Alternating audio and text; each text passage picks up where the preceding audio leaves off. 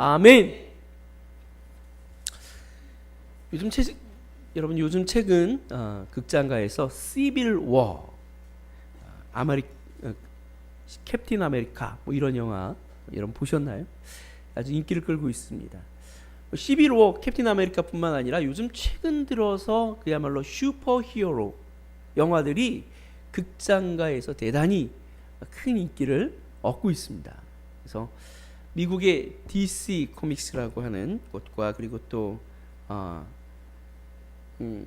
이제 그 마블 코믹스라고 하는 곳, 뭐 이런 곳에서 만들어내는 그런 캐릭터들을 모아서 이렇게 영화를 만들고 이렇게 그러는데 여러 가지 상품을 만들어내고 하는데 사람들이 굉장히 열광하고 있습니다. 근데 이렇게 슈퍼 히어로가 인기를 끄는 그런 시대가요, 특별한 특징이 있다는 거예요. 어떤 특징이 있을까요? 공황이라든지 아니면 전쟁이라든지 너무나도 충격적인 일들 때문에 사람들이 살기가 너무 어려워져서 그 삶에서 벗어나고 싶어질 때 슈퍼 히어로들을 선호하고 또 그들에게 열광한다는 것이죠. 처음 이 슈퍼 히어로가 등장한 게 언제냐면 1938년대입니다. 그때 이제 그 세계적인 대공황이 있었을 때 DC 코믹스라는 곳에서 그 슈퍼맨이라고 하는 그런 만화를, 그때는 영화가 아니라 만화를 이렇게 출판하게 되죠. 그런데 이 만화가 그야말로 선풍적인 인기를 끌어서 완전히 그 베스트셀러 이상이었던 그런 어떤 그 판매량을 기록하게 됩니다.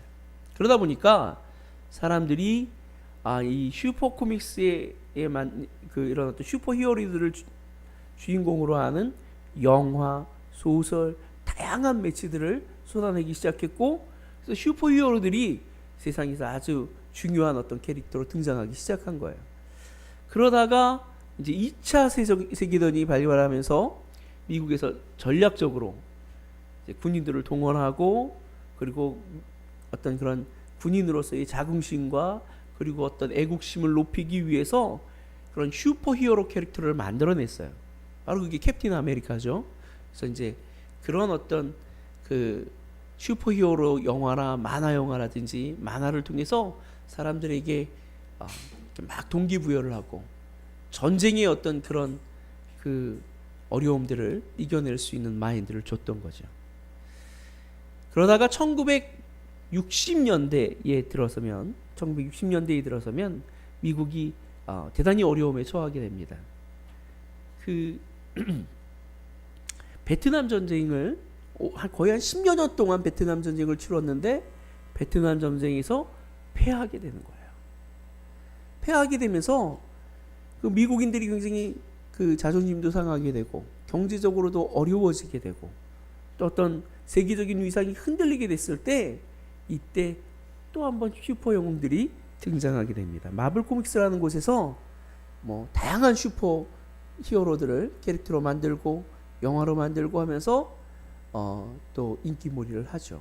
그래서 60년대 후반, 70년대 초반에 많은 슈퍼 히어로들이 등장합니다. 여러분 아마 텔레비전에서 많이 보셨을 거예요. 원더우먼이라든지, 그렇죠?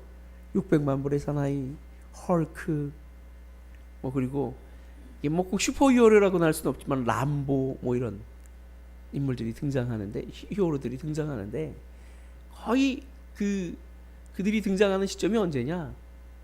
경제적으로 어렵든지 사회적으로 너무나 좀 힘겨워서 사람들이 살아가기 어려울 때, 그래서 정말로 현실 세계에서 히어로들이 필요하다고 생각할 때, 누군가를 우리를 건져낼 수 있는 그런 구원자가 필요하다고 생각할 때 그런 어떤 간절한 기대와 소망을 영화로 이루는 것이죠.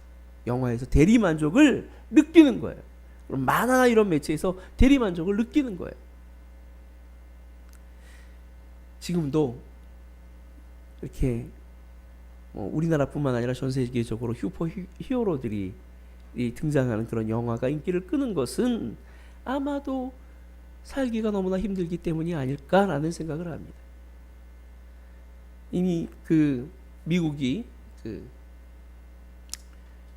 경제적으로 굉장히 어려워지고 또 거의 정말 공황 직전까지 갔다가 요즘 회복 추세에 있지만 경제적으로 굉장히 어려움을 겪었고, 또 그보다 더 힘든 거는 신자유주의라고 그래서 무한 경쟁을 추구하고 약자에게 그 어떤 보호 장치도 만들어주지 않는 그런 어떤 경제 논리들 때문에, 시장 경제 논리 때문에 점점 부익부 빈익빈, 계층 간의 격차가 벌어지고 계층 구조가 고착화되어가는, 금수저는 금수저, 흑수저는 흑수저 그대로 그렇게 굳어가는 그런 사회적인 분위기 때문에 사람들이 살아가기가 더 많이 힘들어지는 거예요. 그러다 보니까 사람들이 정말 힘에 대한 갈망을 갖게 되는 것이죠. 나도 정말 이 사회를 뒤집어 놓을 수 있는 힘이 있었으면 좋겠다. 대단한 경제력이 있었으면 좋겠다. 능력이 있었으면 좋겠다. 여러분, 요즘 등장하는 슈퍼 히어로들의 특징이 뭔지 아세요? 부자라는 거예요. 어마어마한 갑부를 하는 거예요. 아이언맨 같은 경우에는 뭐 실제로 그런 모델이 있다고 하지만, 그 테슬라라고 하는 자동차를 이끄는 그 회장의 어떤 그런 모형을 따서, 캐릭터를 따서 만들었다고 하지만 대단히 큰 재벌로, 대단한 재벌로 나오죠. 근데 요즘 11호에서는요, 이 아이언맨보다 더 부자인 이 사람이 또 히어로로 등장한다고 합니다. 뭐 저는 아직 못 봐서 모르겠지만, 돈과 힘, 권력에 대한 갈망이 있는 거예요. 그 갈망을 슈퍼히어로들이 채워주고 있는 것이죠. 우리가 살아가는 이 세상은 오늘날 우리에게 힘과 권력과 능력을 요구하고 있습니다. 그래서 그런 게 없으면 참 비참하게 느껴지죠. 살기 힘들다고 느껴지죠. 돈 없고 힘 없고 백 없고 가난하면 참 비참하다, 이렇게 느껴지는 게 오늘날 우리가 살아가고 있는 사회입니다. 그런데 놀랍게도 성경은 우리에게 강하고 능하고 힘있고 큰 것이 아니라 오히려 작은 것을, 오히려 약한 것을 자랑하라고 이야기하고 있습니다. 약한 것을 자랑하라고 이야기하고 있습니다. 왜 그럴까요? 왜 성경은 우리에게 약한 것을 자랑하라고 말하고 있는 것일까요? 오늘 본문에서도 사도 바울은 이렇게 이야기하지 않습니까?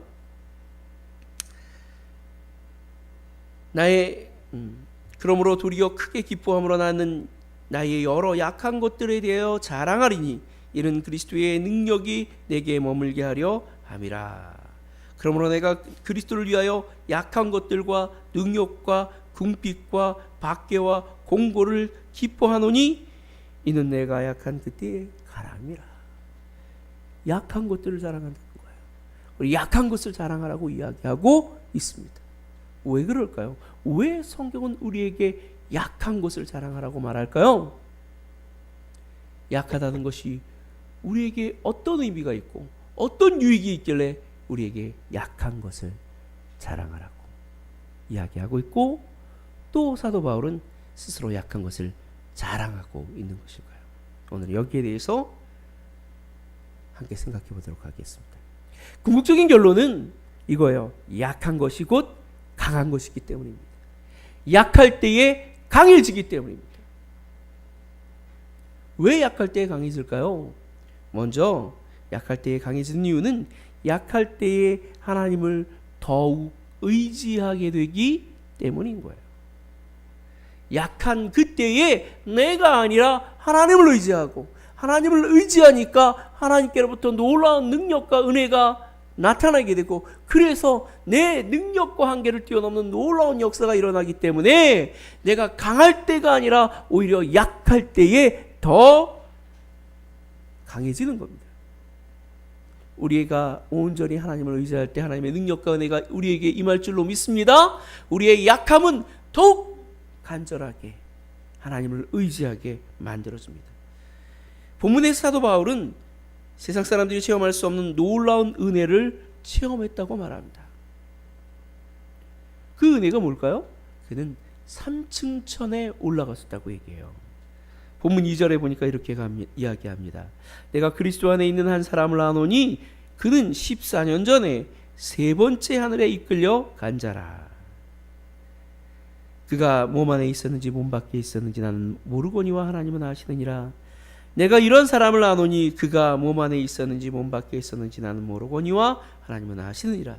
그가 나그네에 이끌려가서 말로 표현할 수 없는 말을 들었으니 사람이 가히 이르지 못할 말이로다. 내가 이런 사람을 위하여 자랑하겠으나 나를 위하여는 약한 것들 외에는 자랑하지 아니하리라. 사도 바울이요, 삼층천, 우리가 보는 하늘에는요, 우리가 일반적으로 알고 있는 이런 스카이 외에 헤븐, 더 높은 하나님의 나라가 있다는 거예요. 여러분 그것을 믿으십니까? 우리가 눈으로 보는 것은 이렇게 3차원 공간들이 보이죠. 쭉 올라가면 텅 빈 공간, 그 위에 여러 별들이 떠 있지만 그런 어떤 우리가 눈에 보이는 하늘, 그 위에 우주 공간, 그 너머에 삼층천이 있다는 거예요. 낙원이 있다는 거예요. 하나님이 함께 하시는 영원한 하나님의 세계가 그 땅에 있다는 거예요. 사도 바울은 육체를 입고 있었는지 혹은 육체를 입고 있지 않았는지 모르겠지만 거기로 끌려 올라갔었다는 거예요. 그곳에서 정말로 사람이 가히 듣지 못할 놀라운 말을 들었다는 거예요. 누가 과연 이런 체험을 할 수 있겠습니까? 누구는 뭐 방언을 한다, 예언을 한다, 뭐 병을 고친다, 이런저런 얘기하지만 정말 이처럼 사도 바울처럼 천국을 경험한 사람 과연 있을까요? 저는 모르겠습니다. 뭐 있다는 사람도 했다는 사람도 있지만 저는 그들의 말이 진실한지는 잘 모르겠어요. 어쨌든 사도 바울은 그 놀라운 영적인 경험을 했습니다. 아마도 영적으로 최고의 단계를 경험한 것일 거예요. 그런데 영적으로 뿐만 아니라 그는 육체적으로도 대단히 탁월한 사람이었어요. 그 어떤 사람입니까? 그가 말하고 있는 것처럼 그는 유대인 중에 유대인이에요. 그야말로 금수저예요.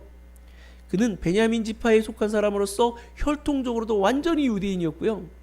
가말리엘이라고 하는 당대 최고의 스승의 수지자였습니다. 그야말로 학벌이 최고 학벌이었어요. 최고의 학벌이었습니다. 요즘 우리가 서울대 이야기하는데 서울대를 뛰어넘어서 그야말로 최고의 학벌이었어요. 그리고 헬라어에도 능통했고 헬라 철학에도 능통한 사람이었습니다. 그렇기 때문에 그는 헬라 철학자들과도 얼마든지 논쟁했고 논쟁에서 승리할 수 있을 만큼 아주 정연한 논리를 가지고 있었고 수려한 어떤 그런 헬라어를 구사할 줄 아는 사람이었어요. 게다가 그의 신분은 어때요? 상위 1%에 해당하는 로마 시민권자였어요. 로마 시민권자였어요. 그의 아버지가 로마 시민권자였어요. 그러니까 그의 집안 자체가 대단히 정말로 그 당시에 행색계나 하는 집안이었던 거죠. 근데 당시에 로마 시민권을 갖기 위해서는 이방인으로서 로마인이 아닌 사람이 로마 시민권을 가지려면 다른 방법이 없어요. 어떤 방법이 있을까요? 대단히 부자여야 돼요. 그야말로 재벌 이상 돼야, 엄청난 재벌이어야 로마 시민권을 살 수 있는 거예요. 돈으로 로마 시민권을 샀던 것이죠. 그러니까 그는 경제적으로 풍요로웠고 집안 어떤 혈통적으로도 그야말로 아주 뛰어난 집안, 대단한 집안에서 태어났고 그 자신도 똑똑하고 아주 영리해서 좋은 학벌을 갖고 있었던 그야말로 내노라 하는 집안의 엄친아였던 것이죠. 그럼에도 불구하고 그는 그걸 자랑하지 않겠다는 거예요. 그걸 자랑하지 않겠다는 거예요. 왜냐하면 그걸 자랑하는 순간 그는 자고해지고 하나님이 아니라 자신을 의지하게 되고, 그래서 하나님의 능력과 은혜가 아니라 자신의 힘과 능력과 재능으로 살아가려고 하게 될 것이기 때문입니다. 그러면 결코 성공적인 인생을 살아갈 수가 없는 거예요. 오늘 본문에서 그는 이 사실을 분명히 말하고 있습니다. 오늘 본문에 보니까 6절 말씀에 이렇게 말합니다. 내가 만일 자랑하고자 해도 어리석은 자가 되지 아니할 것은 내가 참말을 함이라. 그러나 누가 나를 보는 바와 내게 듣는 바를 지나치게 생각할까 두려워하여 그만두노라. 여러 계시를 받은 것이 지극함으로 너무 자만하지 않게 하려 하고 내 육체의 가시 곧 사탄의 사자를 주셨으니 이는 나를 쳐서 자만하지 않게 하려 하심이라. 이것이 내게서 떠나기를 위하여 내가 3번 주께 간구하였더니. 하나님께서 그렇게 뛰어나고 부족함이 없었던 사도 바울에게 육체의 가시를 주셨다는 거 말합니다. 육체의 질병을 주셨다고 얘기해요. 어떤 사람들은 그 질병이 간질병이었다고 얘기하고, 또 어떤 사람은 그 질병이 안질이었다 이렇게 얘기하는 사람도 있어요. 어떤 질병이었는지는 모르지만 그는 그 질병이 너무나도 치욕적이고 너무나도 수치스럽고 그 질병에서 벗어나기를 원했어요. 근데 하나님이 허락지 않으셨어요. 그러면서 뭐라고 얘기하셨어요? 내 은혜가 내게 족하도다. 왜냐하면 내 능력이 약한 데서 온전하여지기 때문이다. 네가 약하기 때문에 자고하지 않기 때문에 나를 의지하기 때문에 하나님의 은혜와 영광을 누릴 수가 있다는 거예요. 그 가운데 하나님께로부터 오는 놀라운 능력, 그리스도의 능력이 나타나게 된다는 거예요. 그리스도의 능력이 머물게 된다는 거예요. 여러분, 우리는 아무리 능하고 강하여져도 그리스도보다 더 능하고 강하여질 수 없음을 기억하시길 바랍니다. 그리스도는 어떤 분이세요? 그리스도는 하늘과 땅에 있는 모든 권세를 가지신 분이에요. 그분이 우리 안에 들어오셔서 우리 가운데 일할 때 역사가 나타나고 우리가 감당할 수 없는 엄청난 문제, 엄청난 어려움을 능히 이기게 될 줄로 믿으시길 바랍니다.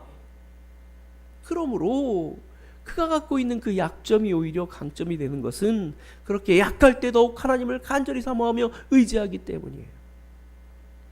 여러분, 야곱을 아시죠?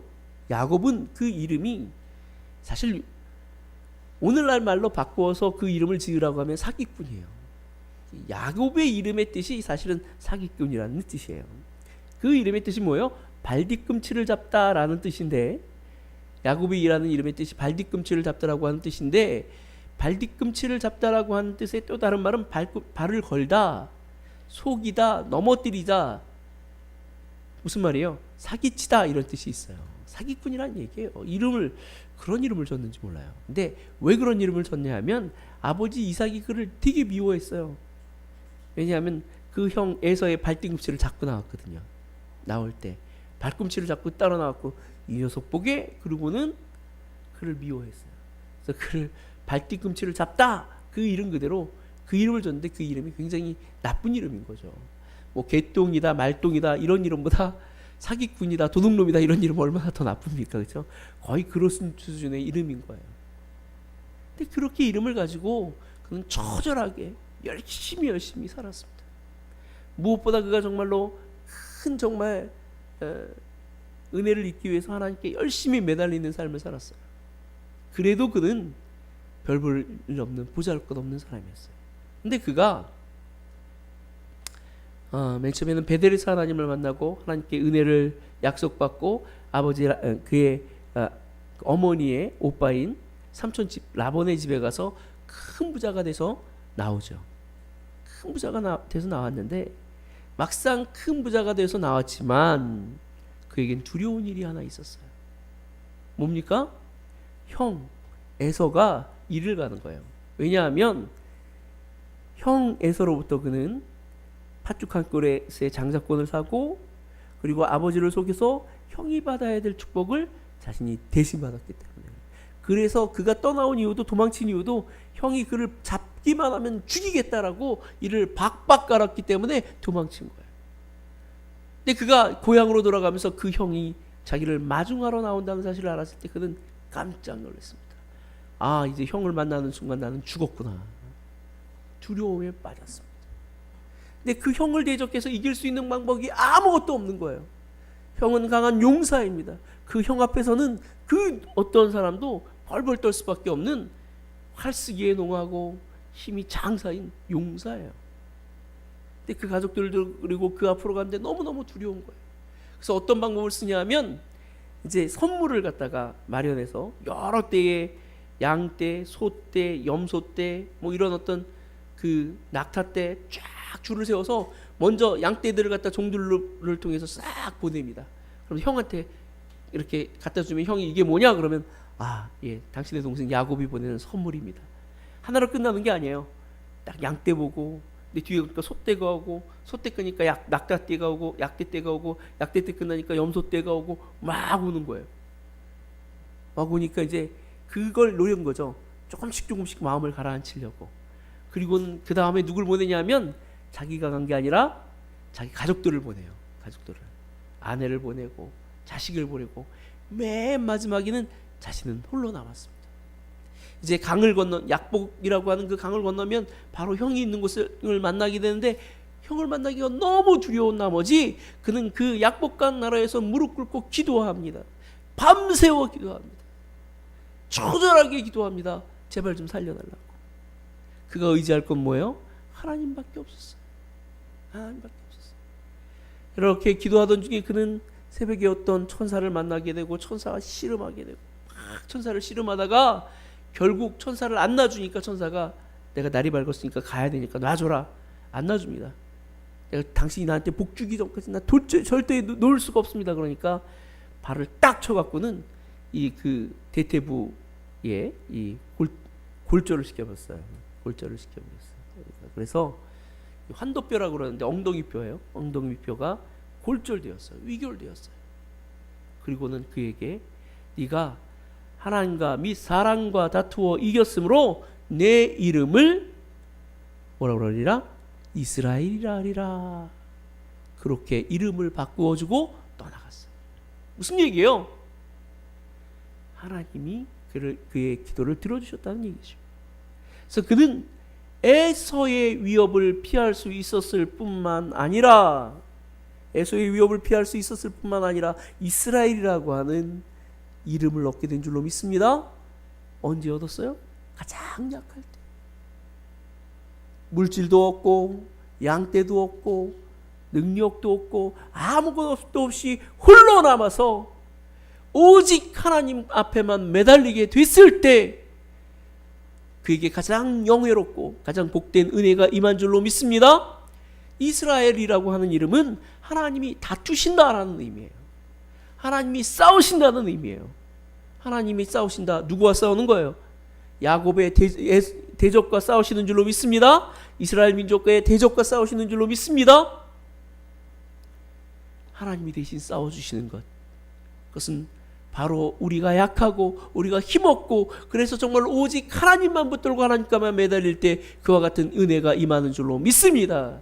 아직도 내가 살아있고 아직도 내가 능력이 있다고 생각하고 내가 부족함이 없다고 생각하고 그래서 내가 싸우려고 하고 내가 뭔가 해보려고 한다면 하나님의 은혜와 능력이 임하지 않아요. 아직은 우리는 진정으로 강한 사람이 될 수가 없는 겁니다. 강한 자는 처절하게 철저하게 그리고 처절하게 자신의 연약함을 깨닫는 자예요. 그래서 하나님을 의지하고 하나님께 매달리지 않으면 안 되는 그런 사람이 되는 것입니다. 그래서 철저하게 하나님께 매달릴 때 능력과 은혜가 나타나는 줄로 믿습니다. 하나님을 의지하게 되는 거예요. 오늘 본문에서 또 하나님이 왜 그에게 가시를 주셨냐? 자만하지 않게 하기 위해서, 자고하지 않게 하기 위해서 그 가시를 줬다는 거예요. 자만하면 자기를 의지하니까, 하나님 의지하지 않으니까. 여러분에게 가시가 있습니까? 내 돈이 없어요? 내가 좀 못생겼어요? 내가 권력이 없어요? 능력이 없어요? 내가 뭔가 문제가 있습니까? 그 문제가 하나님께서 여러분에게 주신 선물인 줄로 믿으시길 바랍니다. 선물인 거예요. 사도 바울도 자신의 육체의 가시에서 벗어나려고 얼마나 몸부림쳤어요. 근데 안 주셨어요. 왜? 그것도 은혜이기 때문입니다. 그 연약함이 있기에 그는 교만하지 않았고 그 연약함이 있었기에 더욱 하나님께 매달리고 의지하고 하나님 앞에 나아가 기도할 수 있었어요. 그래서 그에게 주어진 그 가시가 오히려 은혜였고 선물이었다는 거예요. 나의 약함, 나의 부족함, 나의 핸디캡, 나의 약점이 내 열등감의 이유가 되지 않는 저와 여러분이 되시길 바랍니다. 오히려 그것이 하나님을 의지하게 만들고 하나님을 사랑하게 만들고 하나님 앞에 더 나아가게 만드는 이유가 되어야 될 줄로 믿습니다. 그러라고 하나님이 주신 거예요. 하나님이 그 외에 다른 것들 다 주셨잖아요. 하나님이 이 사도 바울에게 모든 것을 주신 것처럼 우리가 부족한 그것 외에는 다 주신 줄로 믿습니다. 내가 여러 가지 연약하지만 아직은 건강을 주셨고 아직은 그래도 또 사랑하는 가족들을 주셨고 또 함께 동역할 수 있는 우리 성도들, 동역자들을 주셨고 부족한 것 그것만 없는 거예요, 여러분. 그러므로 그것에 약함을 주심에 감사할 줄 아는 저와 여러분 되시길 바랍니다. 그것으로 말미암아 하나님께 나오고 하나님을 의지하고 하나님을 바랄 수 있게 됐다는 사실로 인하여 더 감사할 줄 아는 저와 여러분 되시길 바랍니다. 두 번째로 우리가 연약함을 나의 약함을 할 때 온전히 하나님께 영광 돌리게 되기 때문입니다. 사도 바울은 육체의 가시로 인하여 자신이 얼마나 연약한 자인지를 알았습니다. 그래서 자신이 이미 모든 성공과 성과가 나로 말미암은 것이 아니라 누구에 의한 것이라는 걸 알았어요? 하나님에 의한 것이라는 사실을 알았어요. 나는 무능하고 나는 연약한 존재인데 하나님께서 나를 들어서 이렇게 모든 사람들 가운데 뛰어나게 하시고 나를 통해서 이 크고 놀라운 은혜의 역사를 이루게 하신 것은 절대로 나의 능력과 나의 지혜와 나의 열심 때문이 아니다. 그것은 오직 하나님의 은혜라고 고백할 수밖에 없도록 만드셨던 거예요. 왜? 그는 그 가시를 통해서 자신이 얼마나 연약하고 무능한 존재인지를 알았기 때문입니다. 고린도전서 15장 10절에서 사도 바울은 이렇게 고백합니다. 그러나 내가 나 된 것은 하나님의 은혜로 된 것이니 내게 주신 그의 은혜가 헛되지 아니하여 내가 모든 사도들보다 더 많이 수고하였으나 내가 한 것이 아니요 오직 나와 함께 하신 하나님의 은혜로라. 한마디로 나 된 것은 오로지 주의 은혜라. 그렇게 고백한 것입니다. 할렐루야! 주님의 은혜임을 고백하며 사는 저와 여러분이 되시길 바랍니다. 그래서 온전히 하나님께만 영광 돌리며 사는 저와 여러분 되시길 바랍니다. 내 약함을 알기에 내가 다른 사람보다 뛰어난 것, 내가 다른 사람보다 많은 성과를 얻는 것, 내가 더 정말 높은 지위에 올라가는 것, 이게 내 능력과 내 지혜와 내 열심으로 되는 게 아니구나 알게 되는 거예요. 그래서 하나님께 감사하고 하나님께 영광 돌리게 되는 거예요. 여러분 지난 그 연애 대상 때인가요? 보면 신동엽 씨인가가 이렇게 그 사회를 봤는데 그런 멘트를 하는 걸 들었어요. 앞에 나갔고 여기 앞에 나오셔서 인사하시는 분 많은 이제 당선이 아니죠. 상을 받으신 분들이 인사를 하면서 하나님께 영광 돌리는 분들이 참 많습니다. 근데 부처님 믿는 사람들도 있고 알라신을 믿는 사람들도 있을 텐데 누가 좀 부처님께 감사하는 사람이 있었으면 좋겠습니다. 농담 삼아 이런 말을 합니다. 그렇죠? 앞에 나와서 하나님 아버지께 영광 돌립니다 라고 찬양하고 하나님께 영광 돌리는 사람은 그리스도인들밖에 없어요. 그리스도인들의 가장 기본적인 자세인 줄로 믿습니다.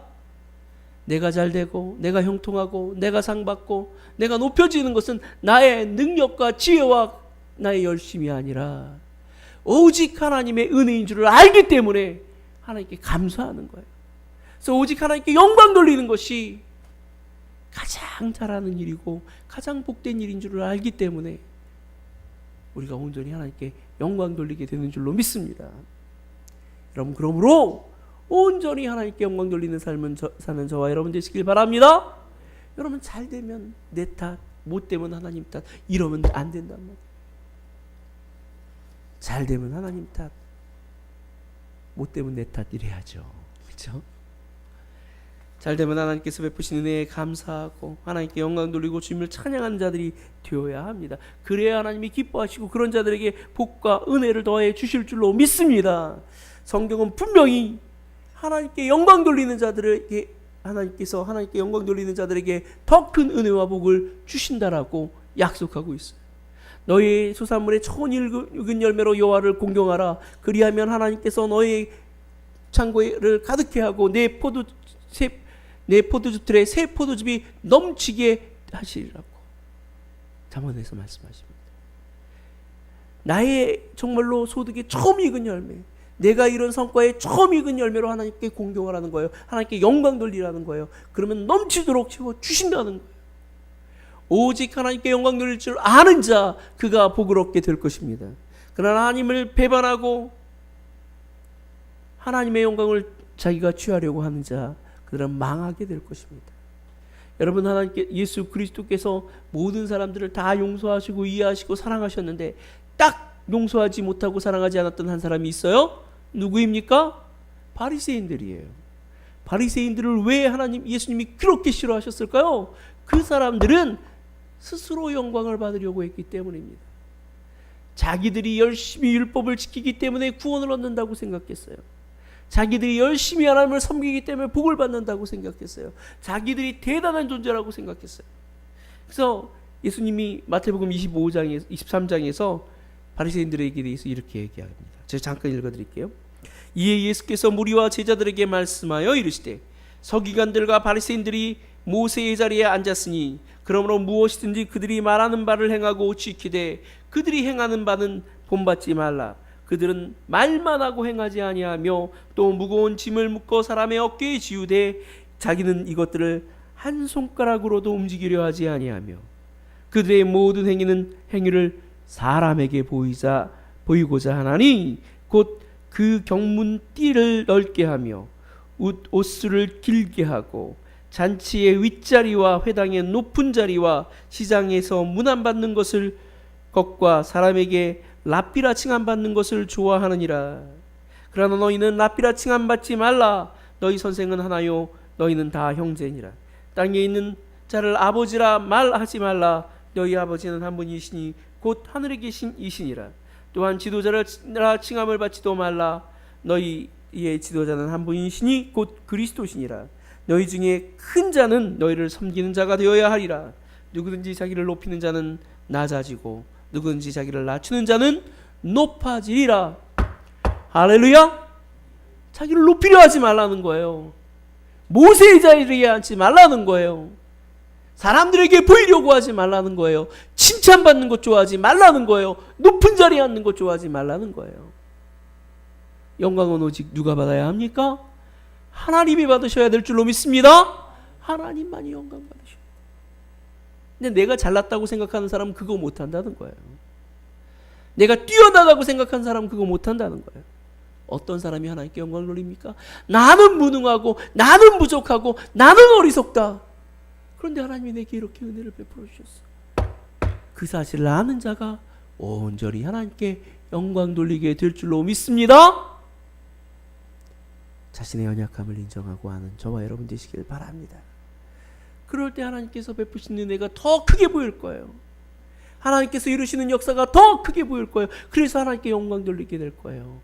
그래 영광 돌리게 될 게 더 큰 은혜와 복이 저와 여러분에게 임하게 될 줄로 믿습니다. 마지막으로 약함이 강함이 되는 이유는, 약함이 능력이 되는 이유는 약한 자들에게 하나님의 더 큰 은혜와 능력이 나타나기 때문입니다. 우리가 약할 그때에 하나님의 더 큰 은혜가 임하게 되기 때문입니다. 여러분, 우리가 아무런 문제도 없고 아무런 정말로 어려움도 없을 때 하나님의 은혜가 나타날까요? 아니면 우리가 어렵고 힘들 때 하나님의 능력과 은혜가 나타날까요? 어렵고 힘들 때 하나님의 능력이 나타나요. 어렵고 힘들 때. 제가 예전에 저희 큰어머니 말씀드렸죠. 우리 큰어머니가 딸이 넷이 있나요? 다섯이 있나요? 저 모르겠어요. 나들이 많다 보니까 넷인지 다섯인지 넷인 것 같네요. 근데 다섯이죠, 다섯. 그렇죠? 다섯이 있는데 그 중에서 그 넷째 딸인가요? 넷째 딸이 소아마비예요. 막내딸이 아니라 넷째 딸이 소아마비예요. 근데 그 정말 마음이 안타깝고 아리죠. 그러니까 사실은 그 넷째 딸이 사실상 보면 그렇게 사랑받을 만한 딸이 못 됐어요. 왜냐하면 그 큰어머니가 아들을 하나 낳고 딸을 큰딸 진이, 진선이, 성이, 내리 셋을 갖다가 다 딸로 낳은 거예요. 집안에서는 계속 아들을 낳을 걸 요구합니다. 근데 어떻게 요 아들이 마음대로 낳지나요? 그러다가 또 낳았는데 딸이에요. 윤경이. 그리고 이제 맨 마지막으로 난 게 이제 우리 그 진현이 뭐 이런데 딸이 5이 많네요. 근데 그 윤경이라고 하는 그 누나가 소아마비로 태어났어요. 일반적인 생각으로 보면 동물적인 감각으로 보면 어때요? 그러면 정말 짜증나지 않겠어요? 그렇죠? 딸인 것도 모자라서 소아마비까지 걸려 아유 보기도 싫다 그럴 텐데 아니에요. 제일 마음 아파하고 제일 안타까워하는 게 그 소아마비 딸이에요. 늘 없고 학교 다니고 그리고 또 정말 없는 형편은 아니었지만 그래도 그 당시로서는 제일 좋은 어떤 그 재원이라고 하는 삼육재원에 보내서 또 그냥 계속 돌 써가면서 양육하고 그리고 심지어 이제 30이 훨씬 넘었음에도 불구하고 대학교 가겠다 그러니까 대학교 학비까지 마련해줘 갖고 그래서 중앙대 법학과를 나왔나요? 약간 그랬어요. 네. 하여간 그랬어요. 그리고는 돌아가실 때에도 그 왜 남은 자기가 갖고 있었던 재산의 많은 부분을 누구한테 주고 갔냐면 그 딸한테 준 거예요. 윤경이. 다른 사람들은 다 살만하니까 얘는 앞으로 어려우니까 다 얘한테 줘야 된다. 그래서 집도 얻어주고 차도 사주고 그러고 돌아가셨어요. 참 보면 그 아픈 손가락이 제일 아프고 신경이 가기 마련이죠. 하나님도 마찬가지예요, 여러분. 우리가 약하고 아플 때, 우리가 힘들어할 때, 우리 가운데 가장 가까이 계시고 우리와 늘 함께 하신다는 사실을 믿으시길 바랍니다. 내가 강하고 내가 능하고 내가 부족함이 없을 때 나도 하나님이 안 보이지만 하나님의 능력, 그럴 때 하나님의 능력과 은혜도 나와 함께 하지 않으세요? 내가 연약함을 알고 그래서 간절히 하나님의 능력과 은혜가 필요할 때 그렇게 믿고 하나님을 의지하게 될 때 하나님의 복과 은혜가 임하시는 줄로 믿습니다. 오늘 본문에서 사도 바울도 이렇게 말합니다. 그러므로 내가 그리스도를 위하여 약한 것들과 능력과 궁핍과 박해와 공고를 기뻐하노니 이는 내가 약한 그때의 강함이라. 왜? 약한 그때의 하나님의 능력과 은혜가 임하기 때문이에요. 여러분, 성경에서 하나님의 능력과 은혜를, 예수 그리스도의 능력과 은혜를 체험했던 사람들 보십시오. 예수님이 누구를 일으키셨습니까? 안전뱅이를 일으키셨어요. 누구의 눈을 뜨게 하셨습니까? 맹인의 눈을 뜨게 하셨어요. 누구의 귀를 열어주셨습니까? 귀머거리의 귀를 열어주셨어요. 병든 자, 눈먼 자, 귀머거리, 안진뱅이, 세상 사람들이 정말로 외면하고 싫어하는 모든 사람들이 하나님의 특별한 은혜와 사랑을 받은 줄로 믿습니다. 여러분, 그러므로 우리가 연약할 때, 우리가 힘겨울 때, 우리가 어려울 때 그 순간이 바로 하나님의 은혜를 받게 되는 가장 절호의 찬스인 줄로 믿으시길 바랍니다. 바로 그 순간에 우리가 하나님 앞으로 나아가야 하고 하나님의 은혜를 구해야 될 줄로 믿습니다. 그러면 그 어느 때보다도 바로 그 순간에, 그 힘들고 어렵고 연약한 그 순간에 하나님께서 우리를 도와주실 것입니다. 도와주실 것입니다. 여러분, 우리의 약함은 부끄러운 게 아니에요. 오히려 사도 바울은 그것이야말로 자랑스러운 하나님의 은혜라고 이야기하고 있습니다.